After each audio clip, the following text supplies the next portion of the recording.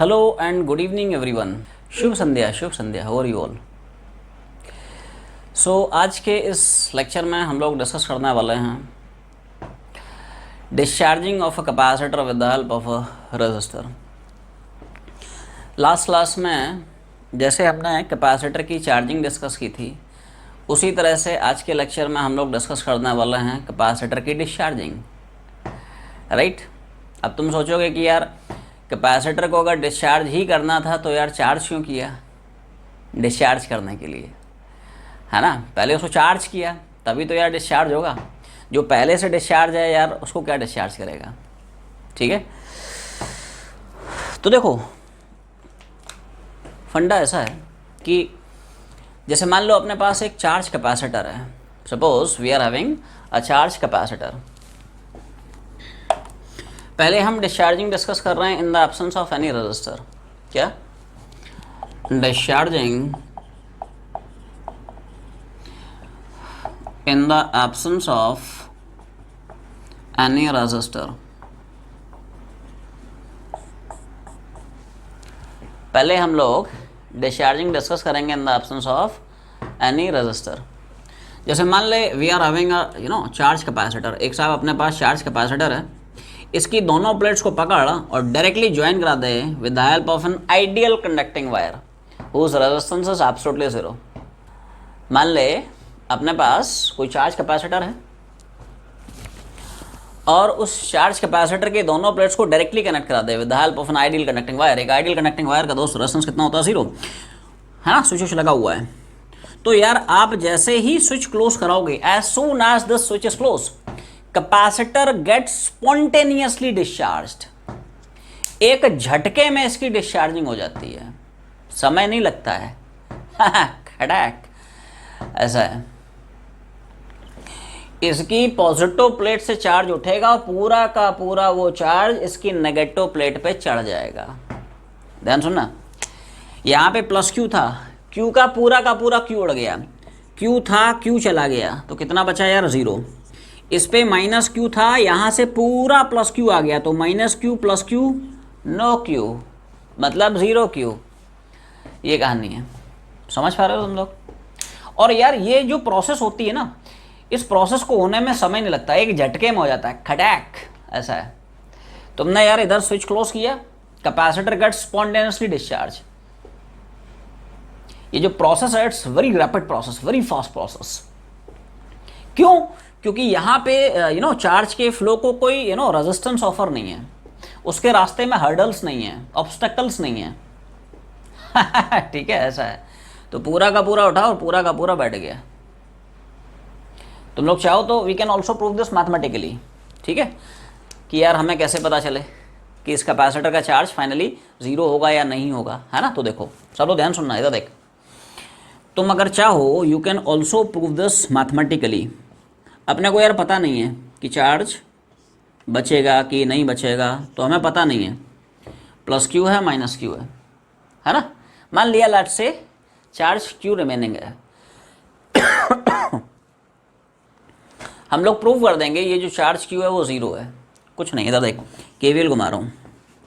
क्या केवीएल की इक्वेशन तुम सबको चमकी? सर्किट में कुछ है ही नहीं, एक ही एलिमेंट है तो उसका higher minus lower plus Q by C, और यार बाकी तो कुछ है ही नहीं।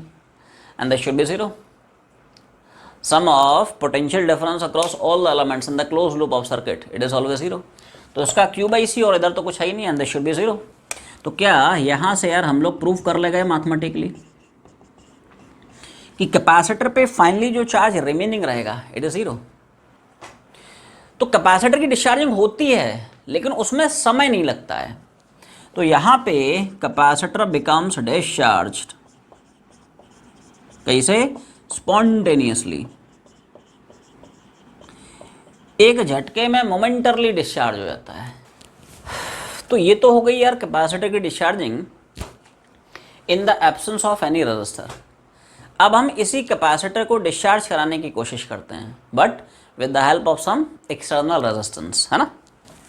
अब हम सब कैपेसिटर को डिस्चार्ज कराने की कोशिश करते हैं। Discharging of capacitor with register. जैसे मान लो इसी चार्ज कैपेसिटर को मान लेते हैं, इसी चार्ज कैपेसिटर को अगर आप एक रजिस्टर से कनेक्ट करा देते हैं, ऐसा है, तो यहाँ पे भी कैपेसिटर की डिस्चार्जिंग होगी, बट वो धीरे धीरे होगी, स्लोली होगी, ग्रेजुअली होगी। चार्ज घटेगा, डिस्चार्जिंग होगी, बट वो धीरे धीरे घटेगा, एक झटके में नहीं जाएगा। And theoretically it takes an infinite amount of time for this capacitor to get fully discharged। जो काम यहाँ पे यार एक झटके में हो जा रहा है, पूरा प्लस क्यू उठा यहाँ पे बैठ गया है ना, यहाँ पे क्या होगा, धीरे धीरे होगा। क्यों? क्योंकि यहाँ पे यार कोई रजिस्टर नहीं था, एक झटके में चला गया था। यहाँ पे क्या है, because of resistance offered by this register. Charge जाएगा लेकिन थोड़ा थोड़ा करके जाएगा। ये देख, DQ जाएगा, फिर DQ गया, फिर DQ गया, DQ गया, DQ, तो ऐसे DQ DQ DQ DQ करके पूरा Q जाएगा, ऐसा है। तो यहाँ पे भी डिस्चार्जिंग होगी लेकिन धीरे धीरे होगी, स्लोली होगी, ग्रेजुअली होगी। चार्ज डिक्रीज करता है but exponentially as a function of time decrease करता है, ऐसा है ना। और थ्योरेटिकली इसको इनफाइनाइट अमाउंट ऑफ टाइम लग जाता है फुल्ली डिस्चार्ज होने में। जैसे हम लोग लास्ट क्लास में पढ़े थे चार्जिंग में, अगर कैपेसिटर को रजिस्टर के हेल्प से चार्ज कराते हो तब भी उसको इनफाइनाइट समय लग जाता है फुल्ली चार्ज होने में। वही कहानी यहाँ पे है ना। तो theoretically almost infinite amount of time लग जाता है for this capacitor to get fully discharged. तो ये यार दोनों में डिफरेंस है। यहाँ पे कोई रजिस्टर नहीं था इसलिए एक झटके में डिस्चार्जिंग हो गई थी। यहाँ पे because of resistance offered by this register discharging होती है लेकिन धीरे धीरे होती है। जैसे मान लेते हैं कि ये सिचुएशन है t = 0 की। क्या? मान ले कैपेसिटर के पास चार्ज Q0 है, ठीक है, और register of resistance R, switch लगा हुआ है। t = 0 पे स्विच को वो बंद कर देता है। The switch is close eight = 0। Switch को t = 0 पे क्लोज कर देता है, ठीक है। अब हम सर्किट को जनरल टाइम पे यार डील कर रहे हैं। क्या? एट एनी समय t = t, ठीक है भाई t, तो जनरल समय पे डील कर लेते हैं। तो यार होगा क्या, यहाँ से थोड़ा थोड़ा DQ उठेगा, DQ उठेगा, DQ उठेगा। मैंने मान लिया जनरल टाइम पे, लेट से देखो चार्ज हमेशा कैपेसिटर के पॉजिटिव प्लेट से फ्लो करता है। जैसे बैटरी के पॉजिटिव टर्मिनल से चार्ज निकलता है ना, उसी तरह से कैपेसिटर के भी पॉजिटिव प्लेट से चार्ज फ्लो करता है, ठीक है। तो देखो जैसे मान लेते हैं साहब कैपेसिटर के पॉजिटिव प्लेट से लेट से Q amount of charge flow कर चुका है। तो Q0 था, Q चला गया, बता कितना बचा? Q0 था, Q भाग गया, कितना बचा? Q0 - Q। ये Q भाग के यार यहाँ पे आ गया। तो ध्यान से देखो, इसके पास -Q था और यहाँ से -Q0 था, -Q0 था और यहाँ से Q और आ गया। तो इसके ऊपर चार्ज कितना बचेगा? अच्छा, इसका माइनस बाहर निकाल ले, ये सुनो। तो इसकी इस प्लेट पे बचेगा यार -Q0 -Q। होना भी चाहिए, कैपेसिटर की यही तो प्रॉपर्टी है। एक प्लेट पे जितना पॉजिटिव दूसरे पे इक्वल नेगेटिव होना चाहिए, ये कहानी है। चमका नहीं रहे तुम लोगों को। Q भागा तो यहाँ पे बचा Q0 -Q और यहाँ पे -Q0 था, Q और आ गया। तो -Q0 + Q, माइनस बाहर निकाल ले, Q0 - Q। ये देखो एक पे जितना पॉजिटिव बचा दूसरे पे नेगेटिव बचा। अच्छा, चार्ज के फ्लो करने के वजह से लेट से चार्ज के फ्लो करने की वजह से मान लेते हैं लेट से I with the current flowing in the circuit.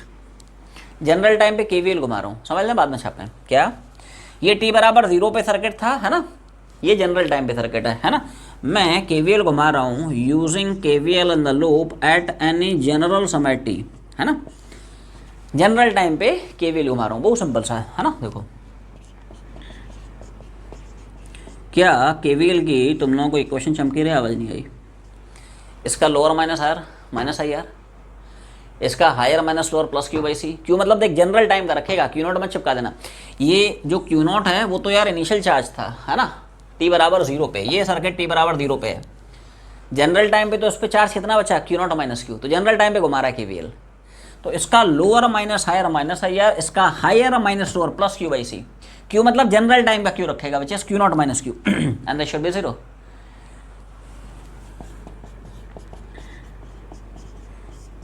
इसको इधर ले गए, बस पॉजिटिव हो गया।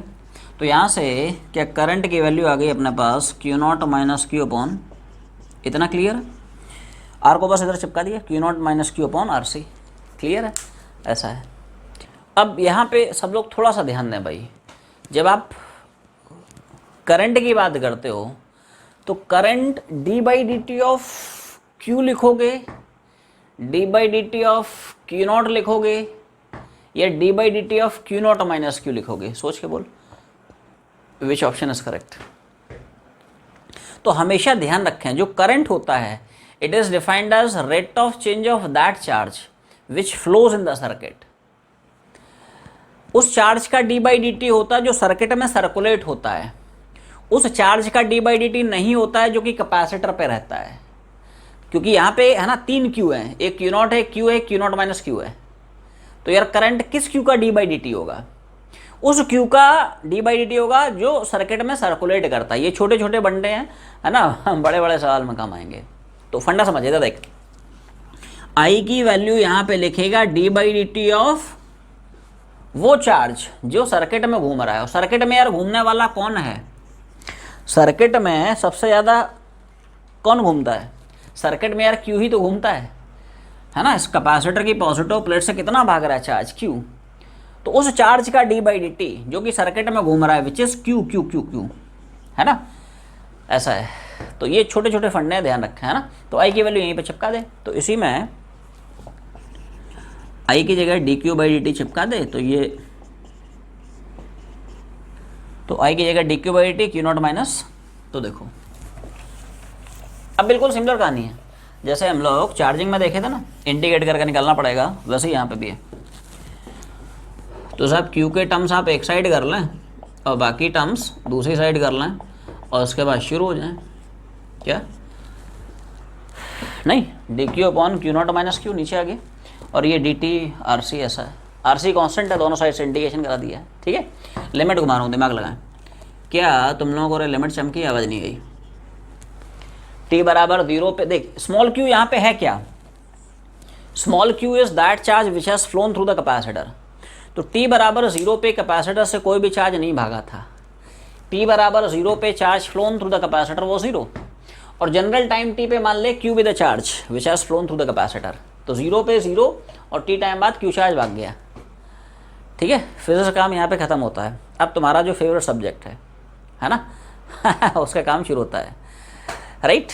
इंटीग्रेशन हम लोगों को बनाना पड़ेगा using the method of substitution. क्या बोलते हैं?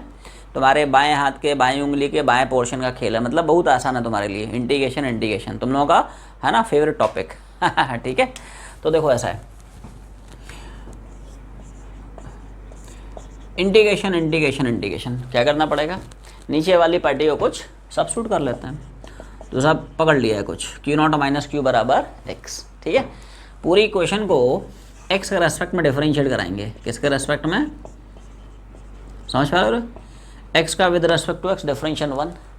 क्यू नॉट तो कांस्टेंट है, क्यू नॉट मतलब इनिशियल चार्ज, वो तो यार कांस्टेंट रहेगा, है ना, तो उसका डिफरेंशिएशन 0। और क्यू का एक्स के रेस्पेक्ट में D Q by D x लिखेंगे।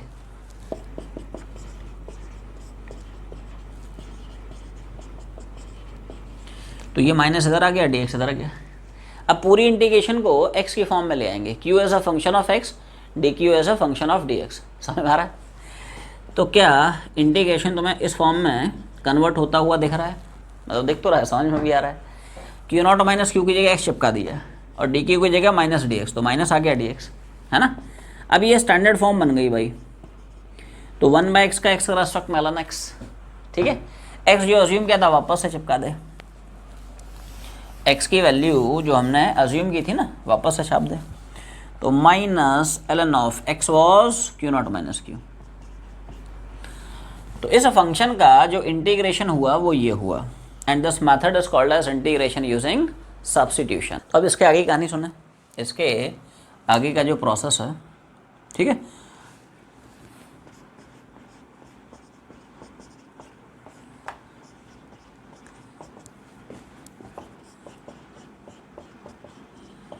क्लियर भाई? इसका इंटीग्रेशन यहाँ पे चिपका दिया, minus of ln of Q naught minus Q, 1/RC as it is है ना। 1 का x का रेस्पेक्ट में इंटीग्रेशन x, तो कुछ नहीं है, 1 मान लिया।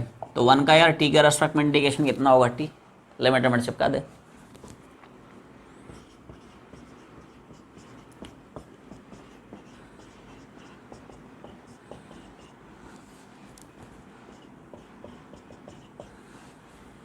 क्यू की जगह क्यू रखेंगे तो ये आएगा, क्यू की जगह 0 रखेंगे तो ये आएगा, 0 रख दिया तो ln ऑफ क्यू नॉट आ गया, अपर माइनस लोअर लिमिट। और माइनस इसका मैंने इधर ट्रांसफर कर दिया RHS में, समझ में आ रहा ना। तो -1/RC और टी की जगह टी की जगह 0, अपर माइनस लोअर लिमिट चिपका दे। लॉग की कुछ बेसिक प्रॉपर्टी घुमा रहा हूँ, क्या लॉग की कुछ बेसिक प्रॉपर्टीज़ हैं, क्लियर भाई। log a minus log b is log of a by B, हाँ log of a by B है, तो 10 अपॉन 10 हो गया। और ये as it is minus of t upon RC, ऐसा है। अब कुछ और लॉग की प्रॉपर्टीज, log x बेस 10 अगर a होता है तो x कितना हो जाता है यार, 10 की पावर a, x बिकम्स 10 की पावर चढ़ा देता है। ऐसे ही मान ले ln x a है, ln मतलब log of x basis e, ये कॉन्स्टेंट नंबर है 2.72, ठीक है। तो log x बेस e अगर a है तो x क्या होता है, e की पावर a, क्या बन जाता है। तो ऐसे याद रख ले कि यार ln x अगर a है तो x हो जाता है e की पावर a, क्या बन जाता है x, e की पावर a, ऐसा है, ठीक है। तो देखो यहाँ पे ये constant number, it's value is 2.72, तो इसको यहाँ पे अप्लाई कर रहा है। ln x बराबर a, तो x कितना होगा, e की पावर चढ़ा दे इसको। तो देखो Q naught minus Q upon, कहीं से अप्लाई किया, समझ में आ गया रे। ln x बराबर a, तो x बराबर e की पावर चिपका दी, एक्सपोनेंशियल फंक्शन में आ गया।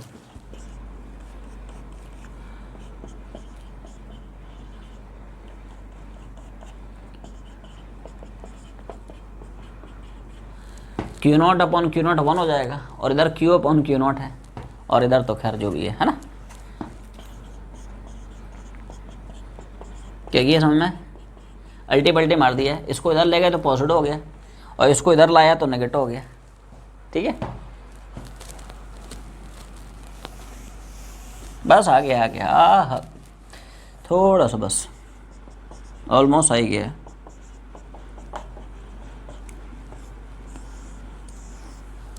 क्यू नॉट से मल्टीप्लाई कर दिया, क्यू बराबर Q naught into 1 minus e to power minus of T by. यहाँ पे 3 चार्ज हैं, एक कैपेसिटर का इनिशियल चार्ज है, दूसरा वो चार्ज है which has phloem through the capacitor, और तीसरा वो चार्ज है which is remaining on the capacitor. समझ में आ रहा ना। ये जो Q है ये कौन सा है, चार्ज वैसे मॉड्यूल में पढ़ लो, उसमें अच्छे से लिखाया हुआ है, charge phloem through the capacitor in time T. क्या है ये, charge phloem through the capacitor in time T. Capacitor से टी टाइम में कितना चार्ज भागा, ये वो है। लेकिन अगर मुझे पूछता है यार बता टी टाइम पे what is the charge remaining on the capacitor, तो क्या मेरा जवाब होगा Q naught minus Q, yes और नो। क्यू नॉट इनिशियली था, टी टाइम में क्यू भाग गया, तो बचा कितना, क्यू नॉट माइनस क्यू। तो अब लिखो थोड़ा सा, मैं लिखा रहा हूँ, charge remaining on the capacitor, charge remaining on the capacitor at any time t is, charge remaining on the capacitor at any time t is, बोलो भाई समझ पा रहे हो तुम लोग, किसी भी जनरल टाइम टी पे कितना अमाउंट ऑफ चार्ज रिमेनिंग होगा, है ना। तो it is how much, Q naught minus Q. Q निकाल चुका है, यहाँ पे चिपका दे, ठीक है। तो देखो क्यू नॉट माइनस क्यू की वैल्यू, क्यू की वैल्यू चिपका दी है, Q naught into 1 minus e to power minus of T by C, है ना। तो देखो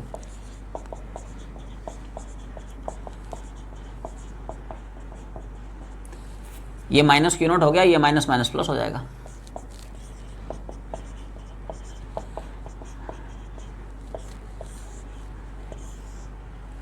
क्लियर है। तो this is the expression of charge remaining on the capacitor at any time T.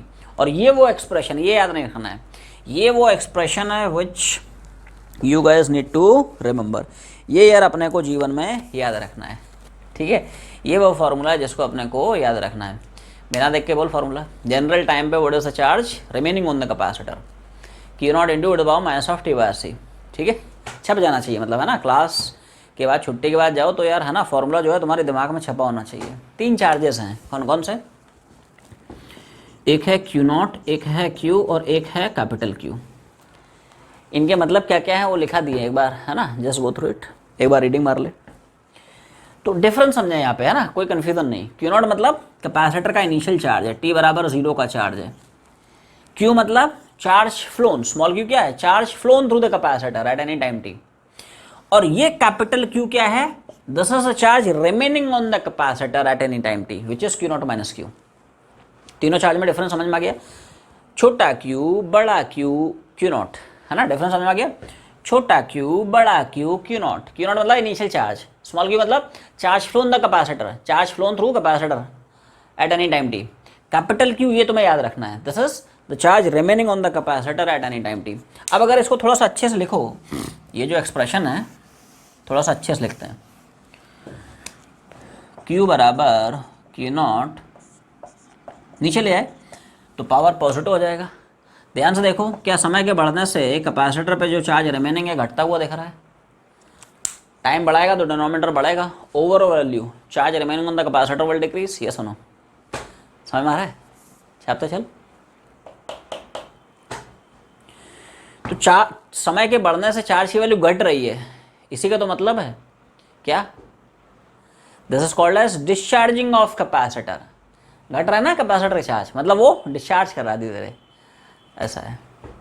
तो समय के बढ़ने से चार्ज की वैल्यू घट रही है, ठीक है। तब इसका मतलब ही यहाँ से हमें समझ में आ रहा है कि यार समय के बढ़ने से कैपेसिटर की डिस्चार्जिंग हो रही है, चार्ज की वैल्यू घट रही है। तो देखो कुछ कुछ वैल्यूज लिख लें, कैसे है मैं समझा दूंगा, है ना, पहले लिख लो।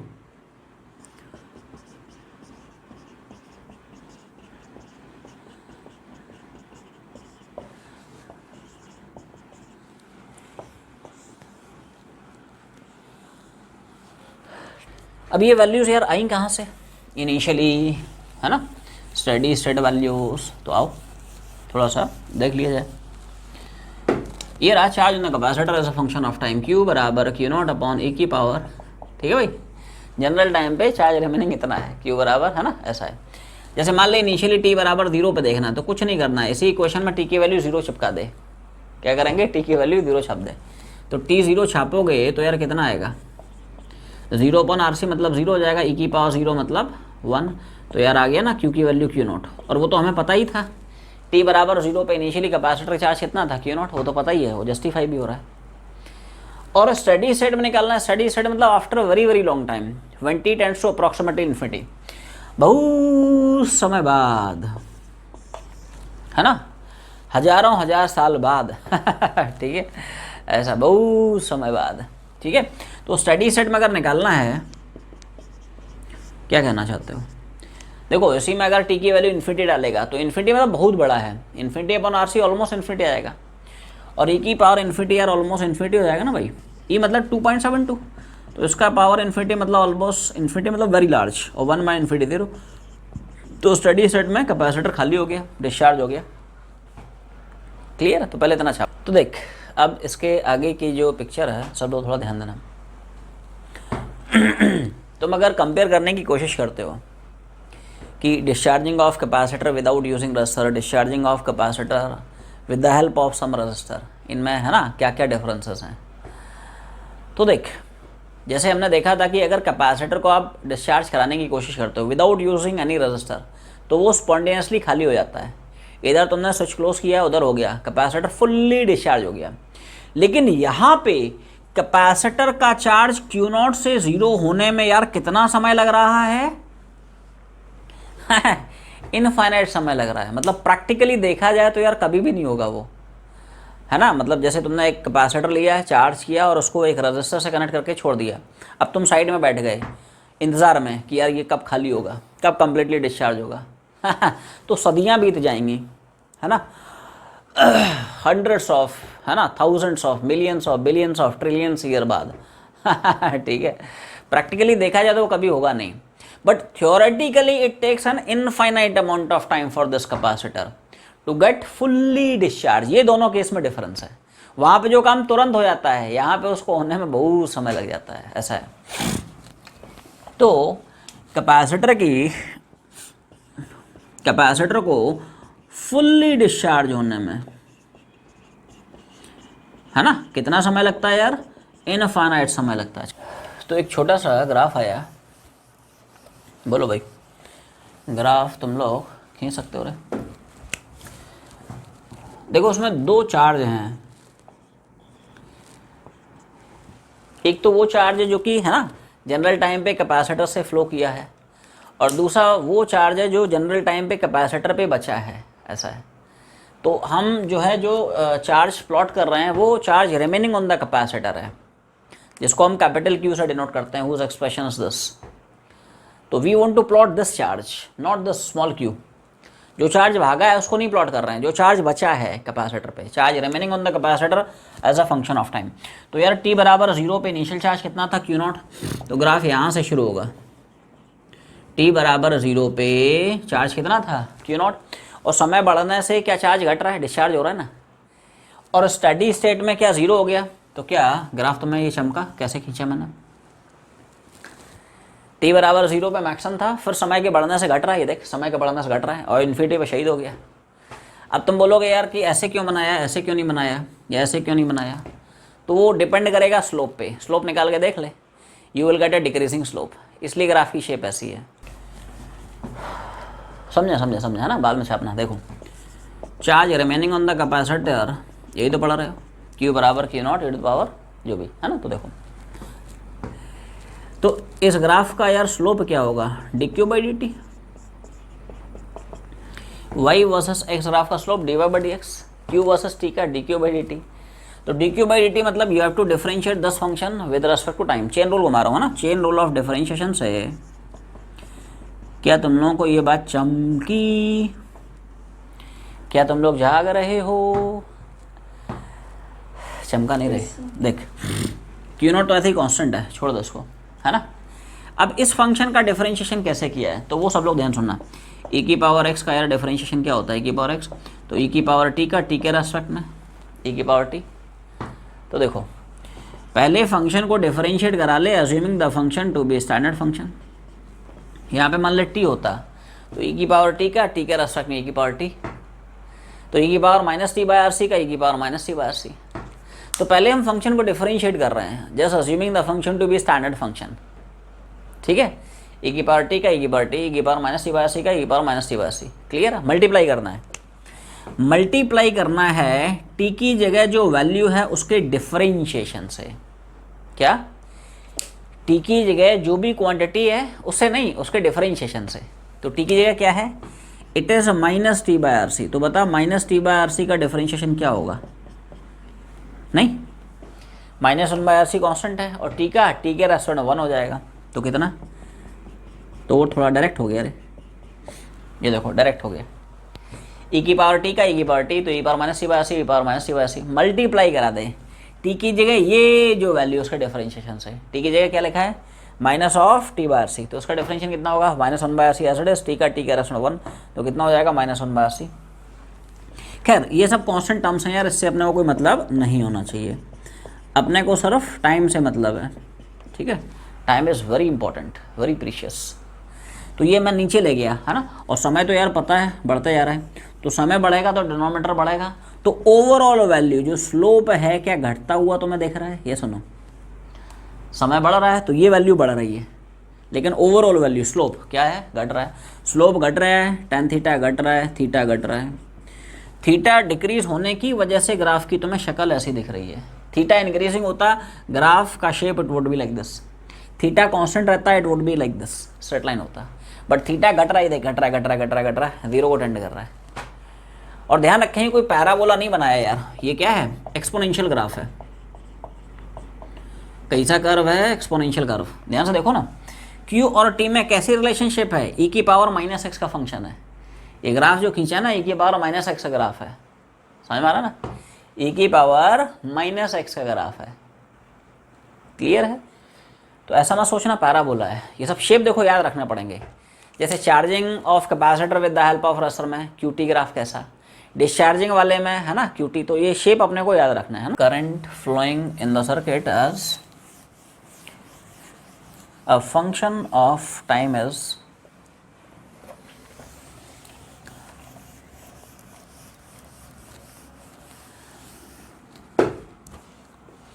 सर्किट में जनरल टाइम पे करंट कितना फ्लो कर रहा होगा, है ना, तो सब लोग थोड़ा ध्यान दें। देखो अभी भी थोड़ी देर पहले हम लोग देख चुके हैं करंट किस चार्ज का d/dt होता है, जो चार्ज सर्किट में सर्कुलेट करता है, वो चार्ज नहीं जो कि कैपेसिटर पे रहता है। और सर्किट में चार्ज कौन सा सर्कुलेट कर रहा है, स्मॉल क्यू। अब स्मॉल क्यू का रिलेशन थोड़ा डिफरेंट है ना, हम लोग निकाल चुके हैं। तुम लोग एक बार कॉपी में देखो क्या निकाले थे। देखो एक हमने निकाला था कैपिटल क्यू, उसको डिफरेंशिएट नहीं करना है, वो तो charge remaining on the capacitor है, उसका d/dt थोड़ी होता है करंट। करंट उस चार्ज का d/dt होता है, किसका, जो कि सर्किट में घूमता है। घूमने वाला कौन है, स्मॉल क्यू। स्मॉल क्यू का हम लोग निकाले थे यार, है ना, एक बार देख लो, ठीक है। तो देखो इसी को डिफरेंशिएट कराने की कोशिश चल रही है। वही चेन रूल घुमा रहा हूँ, चेन रूल घुमा रहा हूँ सब लोग थोड़ा सा। अब मेरे ख्याल से तुम लोगों को समझ में आ गया होगा रे कैसे मामला जो है। नहीं देख, वन कांस्टेंट है, क्यू नॉट तो कांस्टेंट छोड़ दे, वन कांस्टेंट कितना, 0, ठीक है। अच्छा यहाँ पे मान ले t होता तो यार e की पावर t का e की पावर t, तो e की पावर -t/RC का e की पावर -t/RC। पहले हमने फंक्शन को डिफरेंशिएट कराया assuming the function to be standard function. Clear. Multiply कैसे करोगे, t की जगह, यहाँ पे t की जगह जो वैल्यू उसका डिफरेंशिएशन से, t की जगह क्या है -t/RC, इसका डिफरेंशिएशन कितना होगा, नहीं -1/RC कांस्टेंट है, छोड़ दे, t का रेशनल 1 है, तो उसका डिफरेंशिएशन आ गया -1/c, उसे से मल्टीप्लाई कर दिया। 1 कांस्टेंट 0 e की पावर t का e की पावर t, इसका डिफरेंशिएशन दैट इज -1/c से मल्टीप्लाई कर दे, बिकॉज t का रेशनल 1 हो जाता है। तो ये यार माइनस माइनस अपना प्लस हो गया। और ये सब स्टैंडर्ड फॉर्मूले वही सब है ना, याद रखना है रे, समझ पा रहे हो तुम लोग। जैसे चार्जिंग ऑफ कैपेसिटर में charge as a function of time, current as a function of time, ऐसी डिस्चार्जिंग में charge as a function of time, current as a function of time, है ना, ये सब स्टैंडर्ड फॉर्मूले याद रखना है। जैसे चार्जिंग में तुम लोग याद आ रहा हो, चार्जिंग वाले में हम लोग current as a function of time क्या निकाले थे, I = e/r (e⁻t/c), वही कहानी यहाँ पे है ना। डिस्चार्जिंग में current in the circuit as a function of time क्या है, Q0/RC e⁻t/c। अब इसमें भी थोड़ा सा अगर आप ध्यान दें, थोड़ा अच्छे से ले रहा हूँ, Q0/RC e⁻t/c, नीचे लगे ना, पावर पॉजिटिव हो जाएगा। थोड़ा ध्यान से देखो, क्या समय बढ़ने से करंट की वैल्यू भी घटते हुए दिख रही है ना, दोनों चीज़ें घट रही हैं, चार्ज भी घट रहा है सर्किट में, करंट भी घट रहा है। ये देखो समय बढ़ाएगा तो डिनोमिनेटर बढ़ेगा, ओवरऑल वैल्यू मतलब करंट की वैल्यू घटेगी। सब तो चल, ऐसे यहाँ पे भी दो वैल्यूज आएंगी, इनिशियली और स्टडी स्टेट की।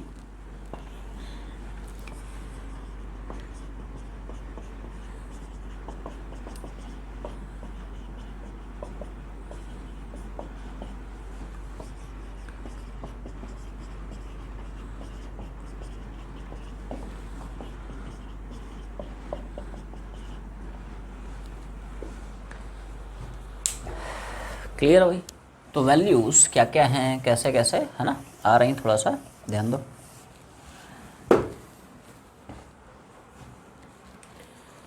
तो ध्यान से देखो, current as a function of time ये रहा, Q0/RC e⁻t/RC। इनिशियली निकालना है t = 0 चिपका दे, तो आई कितना आएगा, Q0/RC e⁻0, e⁻0 मतलब 1 हो जाएगा, तो करंट की वैल्यू आ गई Q0/RC।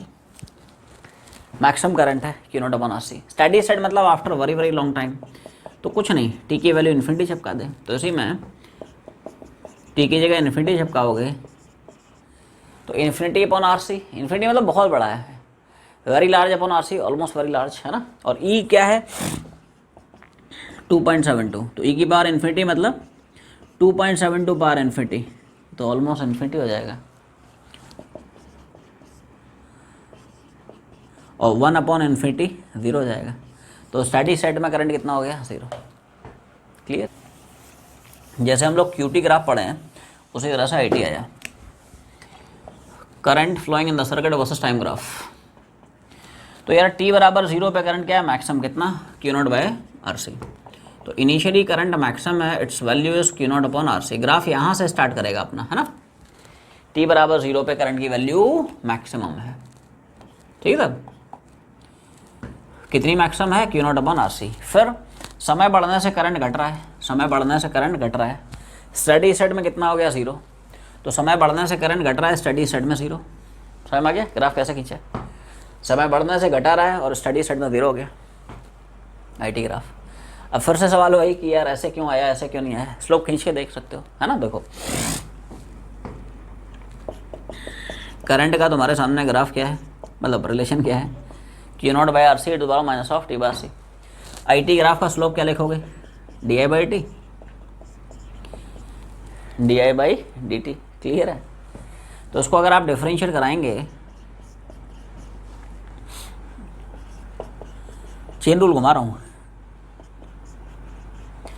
कैसे डिफरेंशिएट कराया है, समझ में आ रहा है नहीं।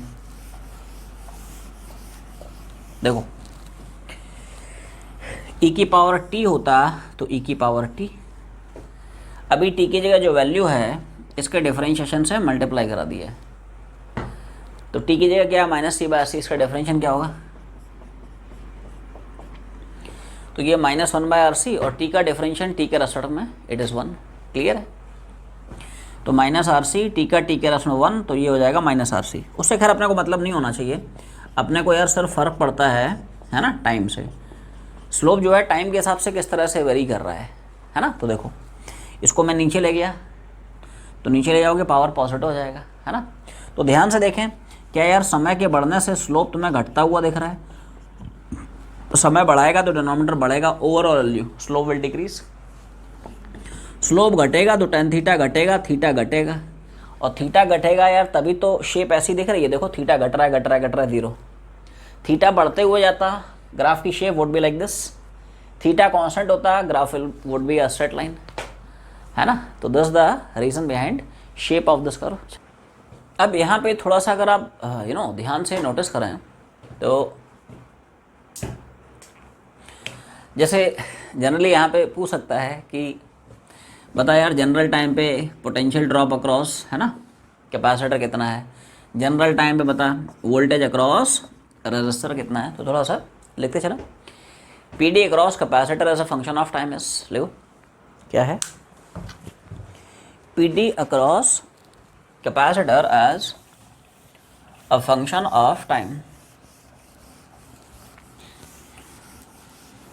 ठीक है भाई। तो देखो क्या है, कैसे कैसे निकाल सकते हो। तो जनरल टाइम पे यार तुम्हें अगर कैपेसिटर का वोल्टेज देखना है ना, तो वोल्टेज अक्रॉस कैपेसिटर क्या होता है, V बराबर Q बाई सी। तो जनरल टाइम पे अगर कैपेसिटर का वोल्टेज देखना है तो यार जनरल टाइम पे charge remaining on the capacitor देखना पड़ेगा। जनरल टाइम पे कैपेसिटर पे कितना चार्ज बचा है, जो चार्ज बचा है जनरल टाइम में, मान ले कैपिटल Q बचता है, तो कैपिटल Q की वजह से ही तो PD होगा। जो चार्ज चला गया उसकी वजह से थोड़ी PD होगा, वो तो चार्ज गया, पोटेंशियल डिफरेंस ले गया। जो बचा है उस चार्ज की वजह से PD बचेगा, तो वो कितना बचेगा, Q बाई सी। तो जनरल टाइम पे जो चार्ज रिमेनिंग है उसकी वैल्यू चिपका दे, तो जनरल टाइम पे PD अक्रॉस कैपेसिटर निकल आएगा। देख Q की वैल्यू ये चिपका रहा हूँ, this is the charge remaining on the capacitor as a function of time. ठीक है, तो इसकी वैल्यू चिपका दे। तो voltage across capacitor as a function of time is, है ना, PD across resistor as a function of time is. General time पे बता इस रजिस्टर के अक्रॉस का वोल्टेज कितना है, ओम्स लॉ घुमा दे, ओम। ठीक है, V बराबर आई यार। तो जनरल टाइम पे इसके अक्रॉस वोल्टेज कितना, V बराबर आई यार। तो जनरल टाइम पे करंट रख दे, तो जनरल टाइम पे वोल्टेज आएगा। और करंट का एक्सप्रेशन यहाँ पे हम लोग क्या पढ़े हैं बोलो, तो I की वैल्यू चिपका दे, है ना। तो देखो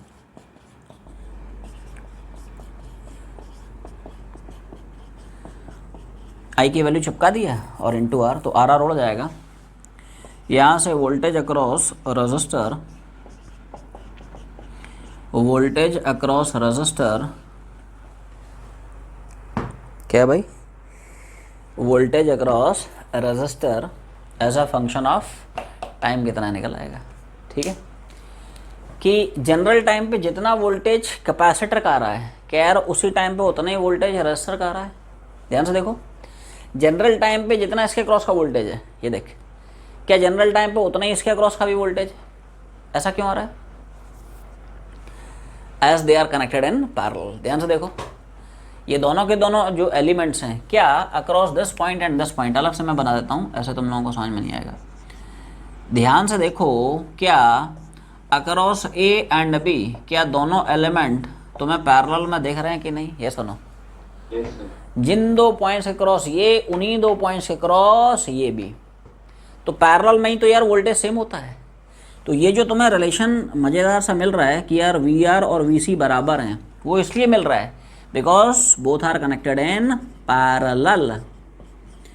दोनों के दोनों पैरेलल में हैं, इसलिए जनरल टाइम पे दोनों के क्रॉस का वोल्टेज सेम है। Final, last and most important outcome पे आ रहे हैं, है ना? सब लोग थोड़ा ध्यान से सुने। देख क्या होता है कि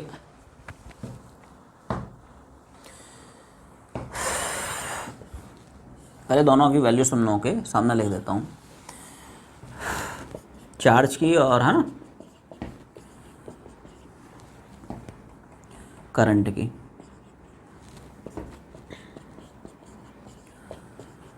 ये चार्ज की वैल्यूज़ हैं, है ना, पहले से लिखाई हुई है, एक बार देख ले, ठीक है? तो उन लोगों को पहले ही लिखा दी हैं। और ऐसे ही करंट की वैल्यूज़, है ना, इनिशियली एट t बराबर 0 करंट की वैल्यू मैक्सिमम थी,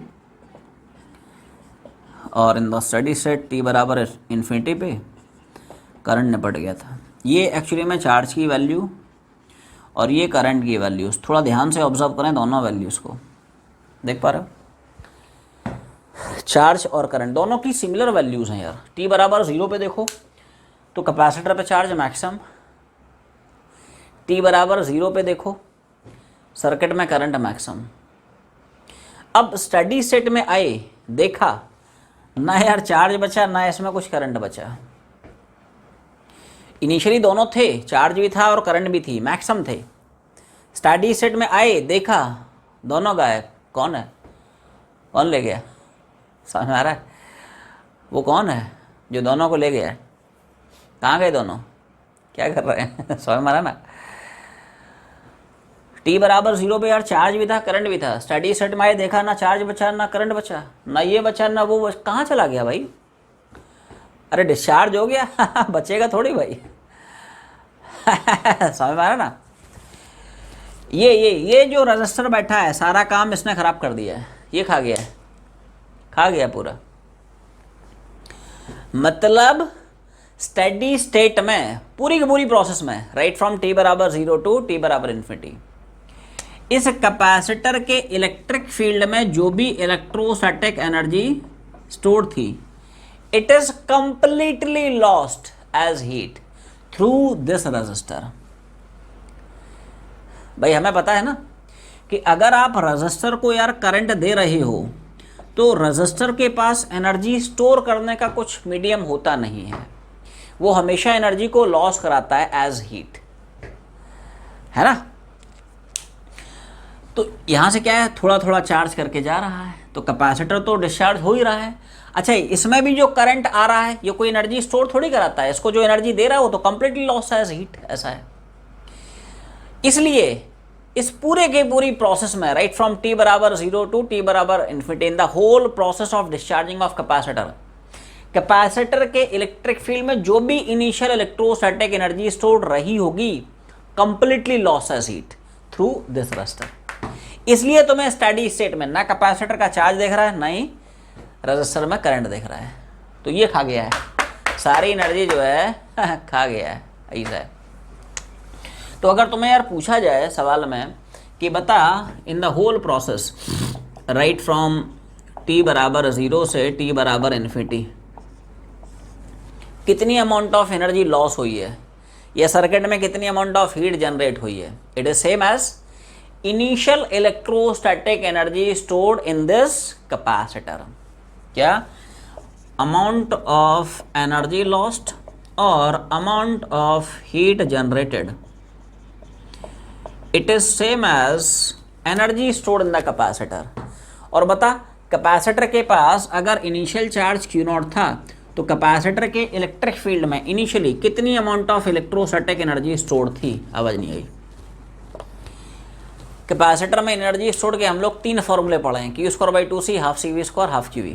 पहला वाला घुमा रहा हूँ, तो दिस इज Q0² 2C। या जैसे अभी तुम लोग सवाल बनाओगे तो कई बार इनिशियल चार्ज ना देके तो मैं इनिशियल वोल्टेज दे देगा, तो क्या हम घुमा सकते थे हाफ CV2। ये सुनो, मान लो इसी सवाल में, है ना, इसी सवाल में मान लिया जाए, इसी सवाल में अपने को पता है यार कि इनिशियल वोल्टेज इतना है, कैपेसिटर का देख इनिशियल चार्ज पता है तो घुमा दे Q0² 2C। लेकिन इनिशियली इसके अक्रॉस का अगर हमें वोल्टेज पता है V0, तो यार इनिशियल एनर्जी कितनी, हाफ CV0²। तो इनिशियल इसके इलेक्ट्रिक फील्ड में जो भी एनर्जी स्टोर होगी कंप्लीटली लॉस है हीट, ऐसा है। तो चाहे पूछे सवाल में कितनी अमाउंट ऑफ एनर्जी लॉस हुई है या कितनी अमाउंट ऑफ हीट जनरेट हुई है, कितनी हो जाएगी, उतनी जितनी की कैपेसिटर के इलेक्ट्रिक फील्ड में इनिशियल एनर्जी स्टोर थी। चार्ज गिवन है तो ये घुमा देना, वोल्टेज गिवन है तो ये घुमा देना, और दोनों गिवन है तो कोई भी घुमा देना, और कुछ नहीं गिवन है तो बैठे रहना। तो अब वर्कशीट पे हम लोग मूव करेंगे, ठीक है। तो उसमें सब लोग पेज नंबर 35 पहुँचें। इसमें पोटेंशियोमीटर में हम लोग सवाल नंबर 4 तक बना चुके हैं। 5, 6, 7 3 सवाल इसके बचे हैं। फिर आरसी सर्किट तो खैर ऑफ कोर्स है ना, पूरा बचा है, सवाल नंबर 1 2, सवाल नंबर 8, और आखिरी के यार ये जो 2 सवाल हैं 9th एंड 10th, ये डिस्चार्जिंग के एप्लीकेशंस हैं, ठीक है। तो पहले हम लोग 9th और 10th बनाएंगे डिस्चार्जिंग वाले, है ना, फिर हम लोग वापस से पोटेंशियोमीटर और है ना चार्जिंग को रिज्यूम करेंगे। तो 5-7 मिनट का समय दे रहा हूँ, एक बार ट्राई मार ले, उड़ाना शुरू करते हैं, ठीक है। पहले डिस्चार्जिंग वाले बना लो 9th और 10th, वहीं से शुरू करते हैं। So discharging of capacitor with the help of resistor पर बेस कैसे कैसे सवाल बन सकते हैं, ठीक है। तो उसमें डिस्चार्जिंग का जो पहला सवाल है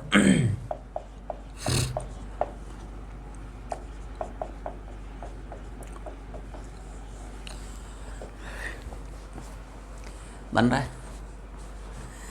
देख आसान सवाल है कि साहब अपने को पूछता है कैपेसिटर ऑफ कैपेसिटेंस इतना, चार्ज टू वोल्टेज। देख कई बार क्या होता है यार, अपने को इनिशियल चार्ज देता है, कई बार सवालों में क्या इनिशियल वोल्टेज देगा, है ना। तो ये ध्यान रखें, जैसे साहब कैपेसिटर का कैपेसिटेंस है, कैपेसिटर का इनिशियल है ना पोटेंशियल डिफरेंस है, ठीक है ना, और जो रजिस्टर उसने लगाया उसका रेजिस्टेंस है। फर्स्ट पार्ट में आ जाए, क्या पूछ रहा है, calculate charge remaining on the capacitor after 1 time constant. After 1 time constant मतलब आफ्टर टाइम t बराबर RC, 2 टाइम कांस्टेंट्स मतलब आफ्टर टाइम t बराबर 2 RC,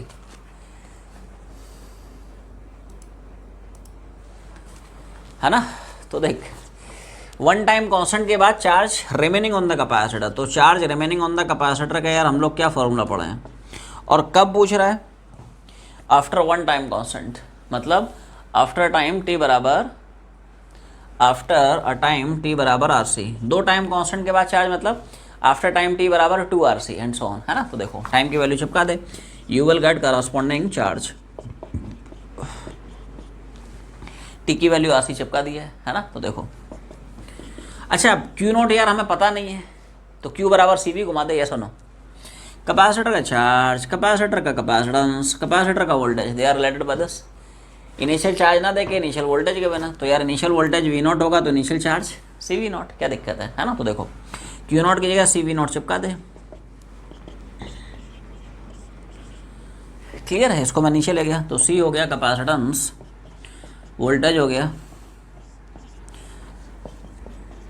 अब बता आंसर जो आएगा वो कूलम में आएगा माइक्रो कूलम में आएगा। कैपेसिटेंस हमने किस में रखी, माइक्रो में, तो आंसर भी किस में आएगा, इन माइक्रो कूलम। वैसे अगर इसकी एग्जैक्ट वैल्यू निकालना हो, मतलब है ना उसको डेसिमल में एक्सप्रेस करना है ना, न्यूमेरिकल वैल्यू, तो यार 2.72 चिपका दे, इतना माइक्रो कूलम। ये पहला पार्ट हो गया। सेकेंड पार्ट में क्या पूछता है, loss of energy during the process. During the process मतलब during the whole process of discharging of capacitor, तो हम लोग यार पढ़ चुके हैं कि in the whole process of discharging of capacitor, capacitor के इलेक्ट्रिक फील्ड में जो भी एनर्जी स्टोर होती है कंप्लीटली लॉस एज हीट, है ना। तो देखो एनर्जी लॉस उतना ही होगा जितना कि कैपेसिटर के इलेक्ट्रिक फील्ड में इनिशियल इलेक्ट्रोस्टैटिक एनर्जी स्टोर होगी।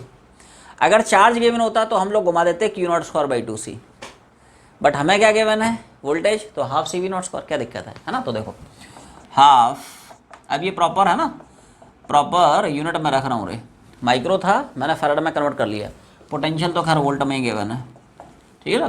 तो उसी को सॉल्व करके देखोगे तो आंसर है ना। डिस्चार्जिंग का जो दूसरा वाला सवाल है,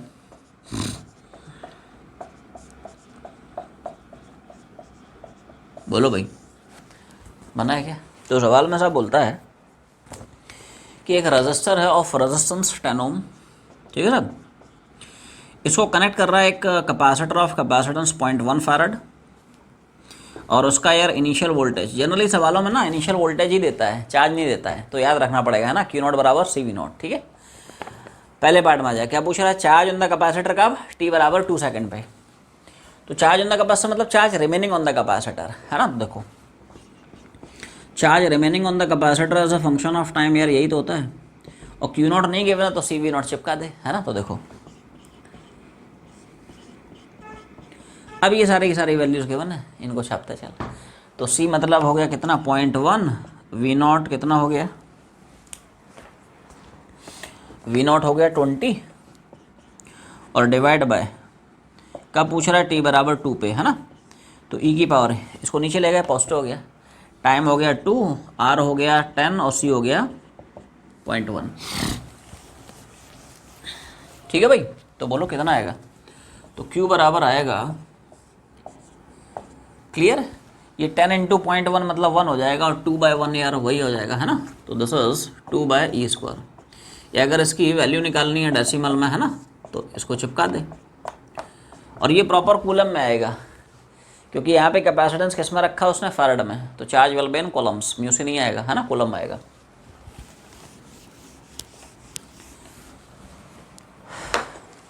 नेक्स्ट पार्ट में पूछता है करंट इन द सर्किट, है ना। तो current in the circuit as a function of time, यार हम लोग क्या पढ़े हैं, इसको थोड़ा अच्छे से ले लेते हैं, है ना, थोड़ा सा सुंदर तरीके से लिख लेते हैं, है ना। नीचे ले आए, पावर पॉजिटिव हो गया, और क्यू नॉट की जगह क्या हम लिखेंगे, सी वी नॉट। ये सुनो, क्यू नॉट की जगह है सी वी नॉट, सी सी उड़ गया, अब सारी वैल्यू छाप दे, है ना। तो वी नॉट कितना हो गया 20, आर कितना हो गया 10, ई की पावर टी हो गया 2, आर हो गया 10, सी हो गया, है ना, सब हो गया। तो यहाँ से current as a function of time आ जाएगा, तो दिस इज 2/e की पावर 10 इंटू 0.1 मतलब 1 हो जाएगा, है ना। तो 2/1 मतलब यार 2 ही तो होगा। तो this is current at T बराबर 2 सेकेंड। इसको भी अगर तुम्हें, है ना, न्यूमेरिकली एक्सप्रेस करना है, ठीक है, डेसिमल में लाना है ना। और ये सब यार है ना प्रॉपर एम के सिस्टम में, ऐसा ही सिस्टम में ही चल रहा है, क्लियर। थर्ड पार्ट में आ जाए, क्या पूछ रहा है, energy stored in the capacitor at T बराबर 2। रुको रुको रुको रुको, ये इंटरेस्टिंग पार्ट है, energy stored in the capacitor at T बराबर 2। तो यार एक बार बताओ, जिस टाइम पे एनर्जी निकालनी है, क्या यार उस टाइम पे हमें चार्ज पता है from the first part, isn't it. This is what, charge remaining on the capacitor. यार कैपेसिटर का जो चार्ज रिमेनिंग है उसी के वजह से तो एनर्जी होगी। तो चार्ज पता है यार, एनर्जी नहीं निकाल सकता है, Q square by 2c, yes और नो। जिस टाइम पे एनर्जी निकालना है उस टाइम पे चार्ज तो निकाल ही चुका है, तो क्यू स्क्वायर बाई 2c चिपका दे, तो उस टाइम पे, है ना, करस्पॉन्डिंग एनर्जी कितनी स्टोर करेगा वो निकल आएगा। तो क्यू यू बराबर Q square by 2c, Q मतलब चार्ज रिमेनिंग मतलब ऑफ कोर्स, है ना। तो t बराबर 2 पे चार्ज कितना रिमेनिंग है पता है, तो उसको चिपका दे। तो t बराबर 2 पे, है ना, एनर्जी कितनी निकल आएगी। तो चार्ज की वैल्यू में यार मैं छाप रहा हूँ, है ना। तो ये हो गया 2 बाई कितना ई स्क्वायर, और लेकिन स्क्वायर है तो स्क्वायर करा दे ट्वाइस। और कैपेसिटर का यार अपने को कैपेसिटेंस कितना गिवन है भाई, कैपेसिटर कैपेसिटेंस मान ले, क्लियर भाई। अब इसको थोड़ा सिंप्लीफाई कर लेते हैं, है ना।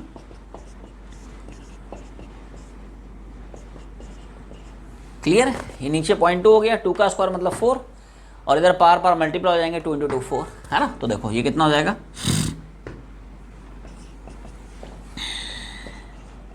हो जाएगा भाई। और ये सब प्रॉपर सिस्टम में है, एम के सिस्टम में, क्योंकि यहाँ से यार चार्ज किस में आया था तुम्हारा, कूलम में, ये किस में है, इन कूलम, तो ये कूलम में है, कैपेसिटेंस फैराड में, तो एनर्जी वर्क इन जूल्स। लेकिन अगर इसको डेसिमल में निकालना है तो यार इसको थोड़ा सा एक्सरसाइज करनी पड़ेगी तुम्हें, है ना। ई की वैल्यू 2.72 चिपका दे तो ये प्रॉपर जूल में आ जाएगा, है ना। अब बोलोगे साहब इसको सॉल्व कैसे करें, तो यार एक बात बताओ, 2.72 पावर 4 मतलब 4 बार उसको मल्टीप्लाई कराना पड़ेगा। थोड़ा अप्रॉक्सीमेट करना भी सीखो, है ना, अपने को थोड़ा सा अप्रॉक्सीमेट करना आना चाहिए। 2.72 यार 2.7 अप्रॉक्सीमेटली मान ले, है ना, तो उसको तो यार 4 बार मल्टीप्लाई तुम लोग आसानी से कर ही सकते हो।